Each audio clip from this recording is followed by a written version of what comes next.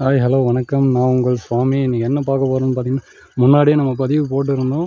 நம்ம கொடியூரில் நட போகிறோம் அப்படின்னு சொல்லிட்டு. இங்கே என்ன நிலமைன்னு பார்த்தீங்கன்னாக்கா, நம்மளால் பள்ளம் வெட்ட முடியல, ஃபுல்லாக ட்ரை ஆகிட்டுருக்கு. இப்படி இருக்க இடத்த தான் நம்ம இப்போ மாற்ற போகிறோம். தண்ணி எங்கேருந்து எடுத்துகிட்டு வராங்கன்னு பார்த்தீங்கன்னா, அங்கே பாருங்கள் அப்பா வந்துட்டுருக்காரு. கிட்டத்தட்ட அங்கேருந்து 2 வயல் தாண்டி தான் இங்கே எடுத்துகிட்டு வந்து நம்ம ஒரு பள்ளமும் லைட்டாக கொஞ்சம் கொஞ்சமாக வெட்டிட்டு அதில் தாங்க வெட்டிகிட்ருக்கோம். ஃபஸ்ட்டு நம்ம பள்ளம் ஆல்ரெடி தண்ணி ஊற்றி வெட்டி வச்சுருக்கோம். அதில் எருவு கொட்டிடுறோம்.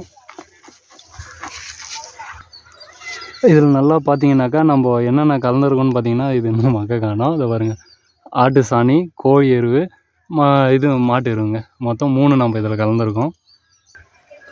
ஆல்மோஸ்ட் நம்ம எருவு எல்லாம் கொட்டியாச்சு. அடுத்து வந்து நம்ம கிழங்கு நட வேண்டியதான். நம்ம இந்த கிழங்குல பார்த்தீங்கன்னா நம்ம வந்து கொஞ்சம் டைம் வெயிட் பண்ணியிருந்து வாங்கினதுனால முளைப்பு திறனோடு கிடச்சிருக்கு நம்ம கிழங்கு.